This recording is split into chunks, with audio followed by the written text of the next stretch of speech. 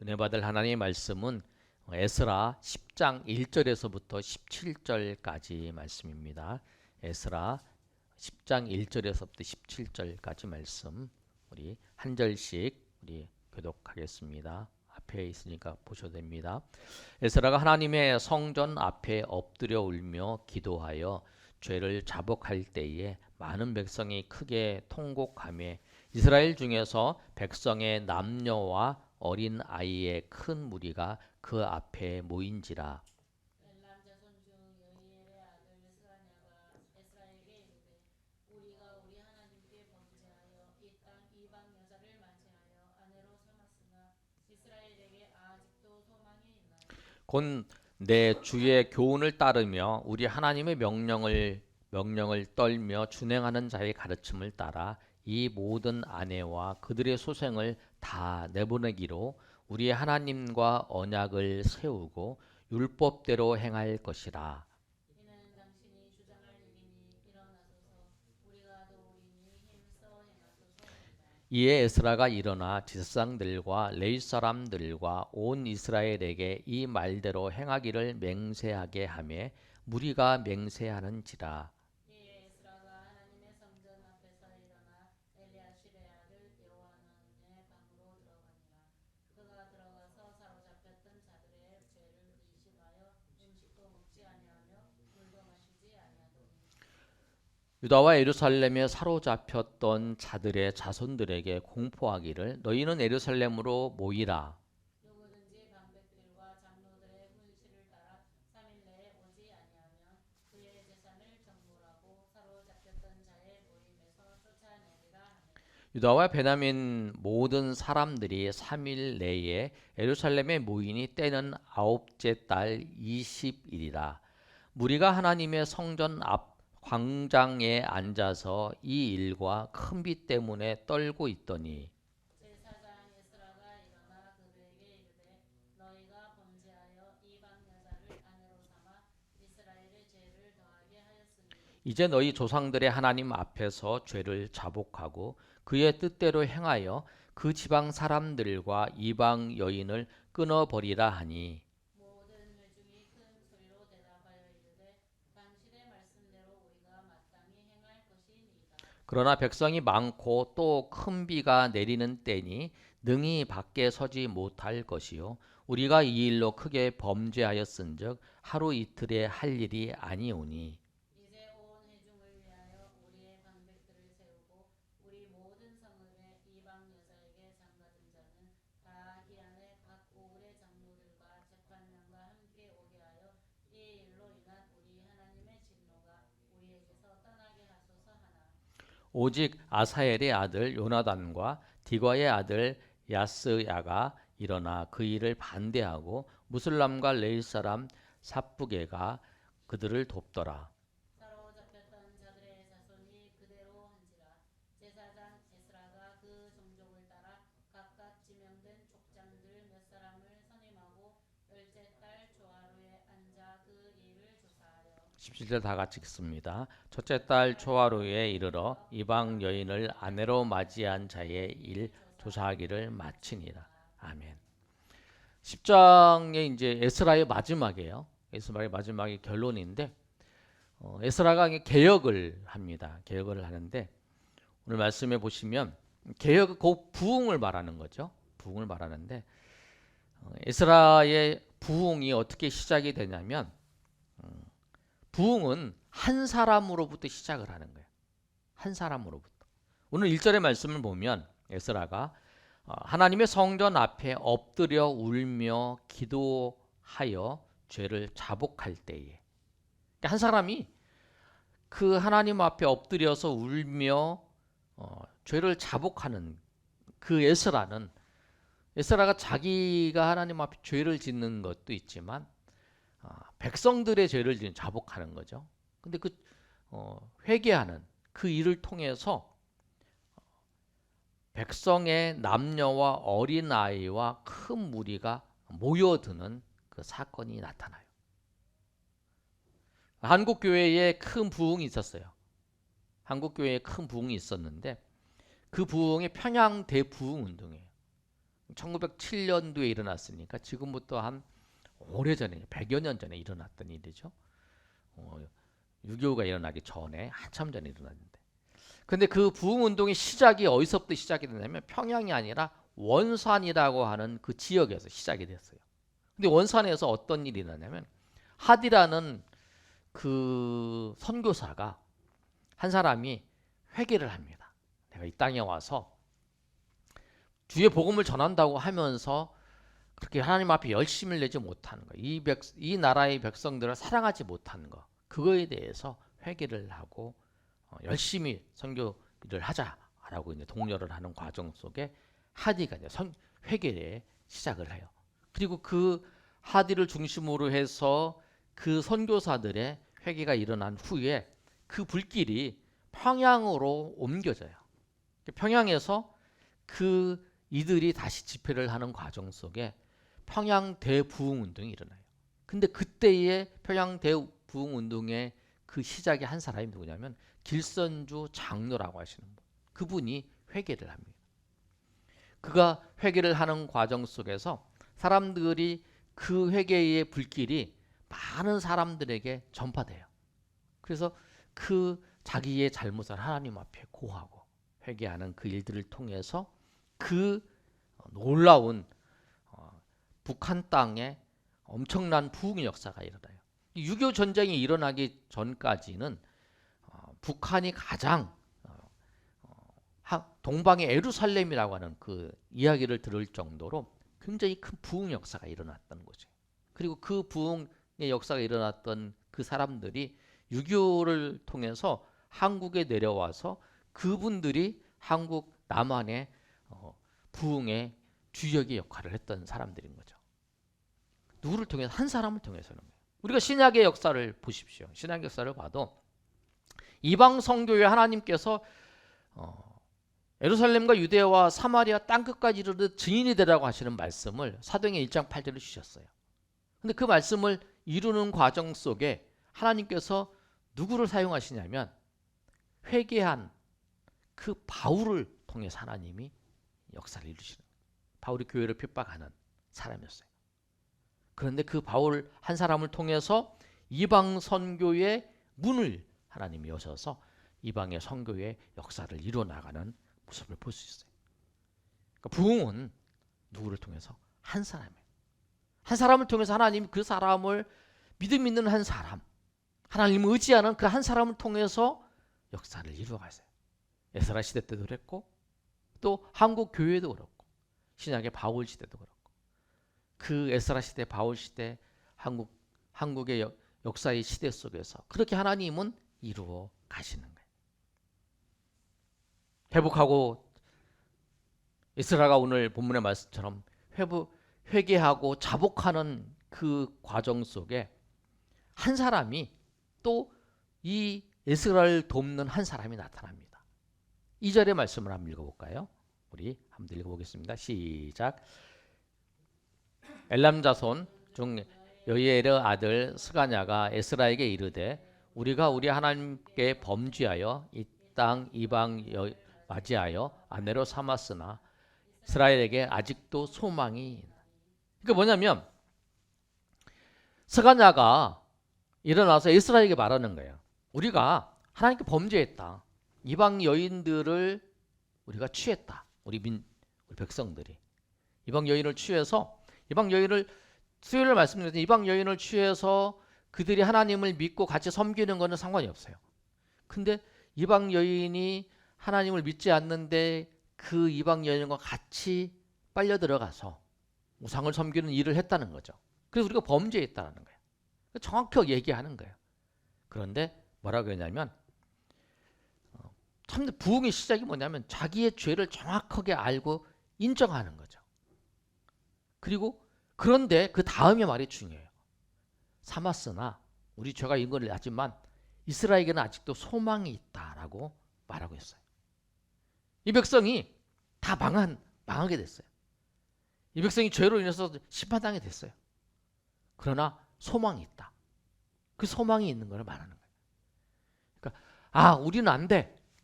우리는 안 돼. 우리는 이것 때문에 안 돼. 이것 때문에 안 돼. 이것 때문에 안 돼. 이것 때문에 안 돼. 라고 말하는 사람. 그런데 그 과정 속에 우리는 희망이 있습니다. 그 희망을 이야기하는 사람이 있어요. 그 누구냐면 그게 에스라에게 있어서 스가랴라는 사람이었어요. 스가랴가 그렇게 하는 거예요. 스가랴가 아니에요. 우리 선지자 스가랴가 아니고 스가랴라는 사람이에요. 그래서 말하는 게 뭐냐면 소망이 있는데 그 소망이 무엇인가? 우리가 잘 될 것을 말하는 게 소망이 아니에요. 소망이 무엇이냐면 그 소망이 무엇인지 정확하게 말하고 있어요. 우리에게 아직 소망이 있다. 그 소망이 뭐냐면 3절이에요. 곧 내 주의 교훈을 따르며 우리 하나님의 명령을 떨며 준행하는 자의 가르침을 따라 이 모든 아내와 그들의 소생을 다 내보내기로 우리의 하나님과 언약을 세우고 율법대로 행할 것이다. 소망이 뭐냐면 하나님의 말씀대로 하는 것, 그것이 소망이에요. 말씀대로 할 때 소망이 생기는 거죠. 스가랴가 그렇게 주장하는 거예요. 우리가 소망이 있다. 우리가 소망이 뭐냐면 하나님의 말씀대로 행하는 게 소망이다라는 거예요. 그러니까 우리가 우리 인생에 소망을 두고 우리가 그 환경 속에서도 우리가 소망을 갖는 건 잘 될 것에 대한 소망이 아니라 우리 이 상황 속에서도 하나님의 말씀대로 준행하며 그 말씀대로 하는 것에 대해서 그거에 대한 소망이죠. 그게 중요해요. 우리 하나님 말씀을 이룰 수 있습니다. 우리 하나님 말씀을 실천할 수 있습니다. 우리가 하나님 말씀을 따를 수 있습니다. 그것이 우리의 소망입니다. 라고 지금 스가랴가 에스라에게 말하는 거예요. 하나님은 혼자서 일을 버려두시지 않으세요. 돕는 사람을 붙여주세요. 에스라에게도 이 스가랴라는 사람을 붙여줘서 에스라 혼자서 하나님 앞에 기도하면서 눈물을 흘리면서 했는데 그 일을 하나님 말씀대로 할 수 있도록 도와주면서 그 일을 하는 거예요. 그리고 4절에 이렇게 말해요. 우리가 에스라가 당신이 말하면 돕겠습니다. 당신이 하나님 말씀대로 하면 우리가 당신을 돕겠습니다. 이렇게 얘기를 하는 거예요. 4절에 이렇게 말씀하고 있잖아요. 이는 당신이 주장할 일이니 일어나소서 우리가 도우리니 힘써 행하소서. 이렇게 해요. 지금 내가 한 주의 말씀대로 그 이방 아내를 다 내버려두고 언약을 지키려고 하는 거 그거 당신이 주장할 일인데 그거 당신이 그렇게 주장하면 우리가 돕겠습니다. 라고 그렇게 말하는 거예요. 하나님은 돕는 사람을 보내주세요. 이게 나 혼자 이 일을 한다. 처음 시작은 나 혼자 같아요. 그러나 그 일을 시작하면 하나님은 돕는 사람을 보내주세요. 바울이 복음을 전하러 떠났어요. 그런데 지역에 갈 때마다 그 바울을 돕는 사람을 하나님께서 보내주셔서 붙여주셔서 그 일을 하게끔 하시는 거죠. 하나님 그렇게 하신다는 거예요. 그 돕는 사람 이번에 누구를 보내주시냐면 스가랴를 보내주셔서 스가랴와 같이 이 일을 진행하는 거예요. 그래서 우리가 하나님 앞에 꼭 나 혼자가 아니라는 사실을 꼭 기억하셔야 돼요. 나 혼자가 아니라 주님께서 그 인도하시는 일에 주님께서 사람을 붙여주시고 또 하나님께서 사람을 보내주셔서 그 일을 하게 하신다. 그래서 이 에스라가 지도자들에게 말씀을 선포합니다. 용기를 내서. 왜냐하면 스가랴도 도와주면서 그 일을 하라고 지원하는 그 아마 용기가 됐을 거예요. 그래서 이제 지도자를 불러놓고 얘기하는데 5절 말씀이에요. 우리 한번 읽어볼까요? 자, 시작. 이에 에스라가 일어나 제사장들과 레위 사람들과 온 이스라엘에게 이 말대로 행하기를 맹세하게 하며 무리가 맹세하는지라. 그래서 이제 백성이 지도자를 불렀어요. 불러서 그 맹세하게 한 거예요. 잘못을 알고 그 일들 그렇게 행하라. 그렇게 맹세를 하니까 무리들이 지도자들이 맹세를 하는 거예요. 그러면 이제 에스라가 이제 기도를 시작해서 돕는 사람도 붙여줬어요. 그리고 맹세를 했어요. 이제 하면 되잖아요. 이게 모든 조건이 다 갖춰졌죠. 이제 그대로 하기만 하면 되는 거야. 그런데 이 일을 그대로 진행하면 되는데 에스라는 바로 진행하지 않고 다른 일을 해요. 그게 뭐냐면 6절이에요. 6절. 6절에 보시면 이렇게 말씀하고 있죠. 이에 에스라가 하나님의 성전 앞에서 일어나 엘리야십의 아들 여호나난의 방으로 들어가니라. 그가 들어가서 사로잡혔던 자들의 죄를 근심하여 음식도 먹지 아니하며 물도 많이 마시지 아니하더니, 뭐냐면 에스라 금식 기도를 하는 거예요. 백성의 지도자들도 다 지금 맹세를 하고 그냥 너희 아내들 보내라 이제 이렇게 말만 하면 되는데, 그 과정 속에서 그 일을 진행하는 게 아니라 하나님 앞에 기도하는 거예요. 그것도 금식하면서. 그게 뭐냐면 모든 것을 하나님께 맡긴다는 거예요. 다 그냥 그대로 하기만 하면 돼. 뭐 이 정도면 충분히 다 됐어. 다 모든 일이 이루어질 여건이 다 완벽하게 다 돼 있어. 그런 상황이잖아요. 백성의 지도자들도 다 맹세를 했으니까. 그런데 그런 상황 속에서도 이 에스라는 하나님을 의지했다라는 거예요. 왜? 내가 모든 것을 준비했어도 이 상황은 언제든지 바뀔 수 있어요. 내가 완벽하게 준비했어요. 이렇게 하면 그대로 돼. 그렇지만 이 상황을 바꿀 수 있는 변수들이 너무나 많아요. 우리 환경이 너무나 지금 이게 잘 되는 것 같아도 이게 갑자기 하루아침에 확 바뀔 수 있다는 거죠. 그걸 누가? 이 에스라는 아는 거예요. 왜? 지금 보기에는 완벽하게 돼 있고 지금 보기에는 돼 있어도 이게 다 완전히 틀어질 수 있다는 걸 아는 거예요. 시편 127편에 1절 2절에 이렇게 말씀하고 있잖아요. 여호와께서 집을 세우지 아니하시면 세우는 자의 수고가 헛되며, 하나님께서 집을 세우지 않으시면 세우는 자가 아무리 열심히 세워도 태풍이 한번 팍 불어서 샥 날려보낼 수 있다는 거죠. 그리고 여호와께서 성을 지키지 아니하시면 파수꾼의 깨어 있음이 헛되도다. 너희가 일찍 일어나고 늦게 누우며 수구의 떡을 먹음이 헛되도다. 내가 아무리 수고해도 하나님께서 지켜주시지 아니고 하나님이 세워주시지 아니하고 하나님이 인도하시지 아니한다면 아무것도 이루어지지 않는다는 사실을 누구는? 이 에스라는 아는 거예요. 지금 분위기가 그러잖아요. 지금 하자 좋자 지금 이렇게 합시다. 우리가 그렇게 할게요. 당신이 말씀하는 대로 그대로 우리는 다 할게요.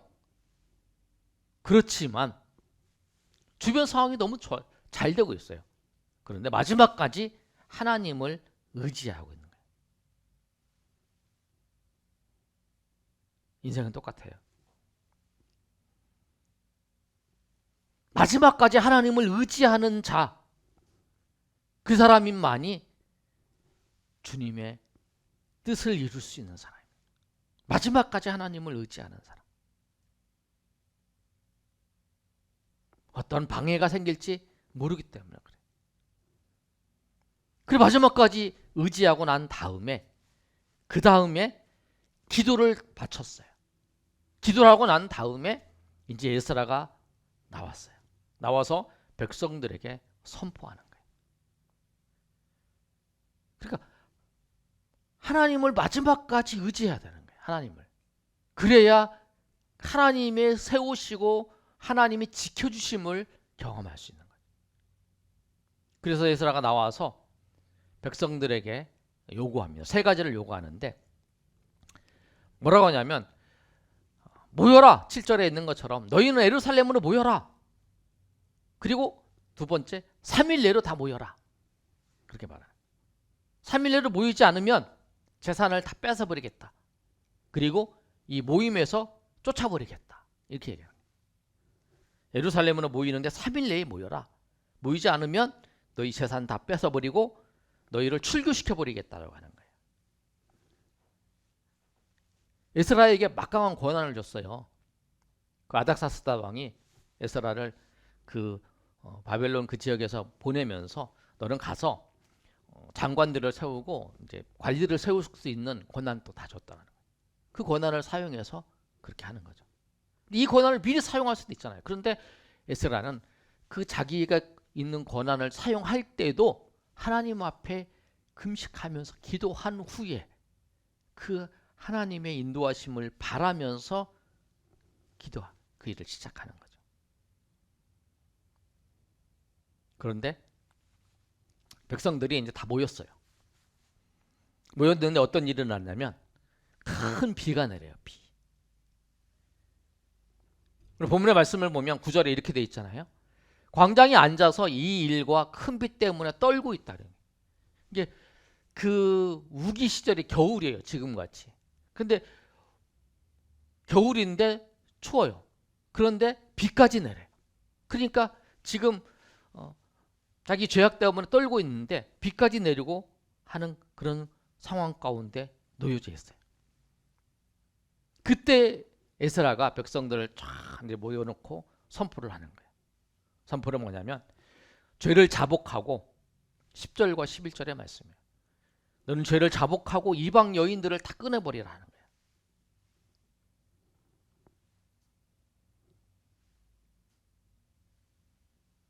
그래서 그들이 대답을 합니다. 뭐라고 대답하냐면 12절 말씀이에요. 우리 12절 말씀 읽어볼까요? 자, 시작.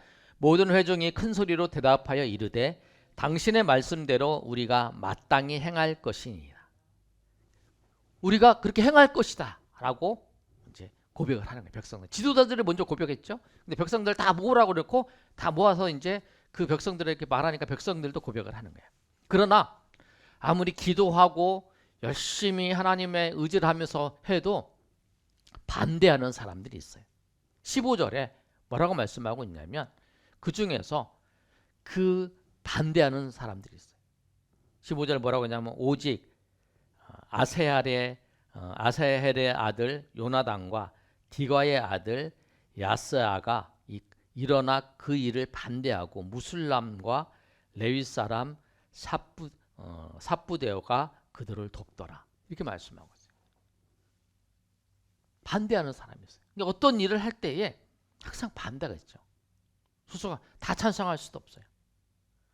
하나님의 일을 하는 사람은 그 반대를 하나님의 뜻이면 반대의 소리도 감수하면서 이 일을 해야 돼요.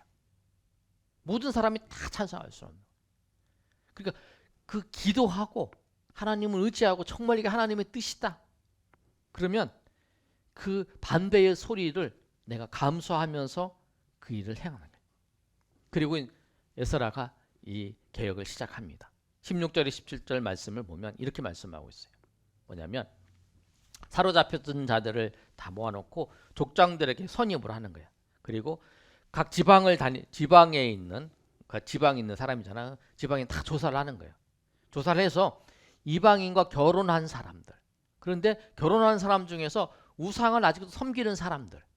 그 여자가 우상을 아직도 섬기는 집안인데 확인하는 거예요. 왜냐하면 하나님을 믿고 섬기는 사람은 하나님의 백성이 된 거니까. 근데 그걸 다 조사를 해서 하는데 3개월이 걸려요. 열째 달 초하루에서 시작을 했는데 그것을 마치는 때가 언제냐면 첫째 달 초하루에 마치는 거예요. 10월 1일 시작을 해서 1월 1일 날 그걸 마치는 거예요. 마친 다음에 그대로 그 일을 진행을 하는 거예요. 정리하면 이렇습니다. 부흥운동은 뭐냐면 말씀으로 돌아가는 거예요. 말씀대로 살지 않았던 삶을 말씀대로 사는 삶으로 우리를 돌이키는 것. 그것이 뭐냐면 부흥이에요. 근데 이 일을 진행하는 과정 속에서 에스라는 정말 하나님을 의지하는 사람이었어요. 끝까지 하나님을 의지하는 거예요. 범사에 하나님을 의지하고 하나님 앞에 나아가는 그 모습을 보여주고 그 일을 진행해 나가는 거예요. 그러니까 우리가 무슨 일을 할 때에 하나님을 절대적으로 의지하는, 꼭 기억하실 말씀, 시편 127편의 말씀처럼 하나님께서 세우지 않으시면 집을 세우는 자의 수고 같다고, 하나님께서 지키지 아니하시면 파수꾼의 수고가 헛되다는 거. 하나님이 다 지키셔야 되고 하나님이 인도해 주셔야 돼요. 내 삶에 하나님께서 하나님을 의지해서 하나님의 은혜를 하나님의 역사하심을 내 인생에 요청을 하고 그 하나님의 은혜가 나타나는 삶을 우리가 살아가는 거예요. 그 뭐 하나님 앞에 나가는 거예요. 말씀대로 사는 삶을 통해서 우리의 삶이 하나님 앞에 의지하는 삶, 하나님을 은혜를 요청하는 삶, 은혜를 붙잡는 삶, 은혜가 임하는 삶, 그런 삶을 하나님의 은혜 가운데에서 살아가시는 저 여러분 되시기를 예수님의 이름으로 축원합니다. 아멘.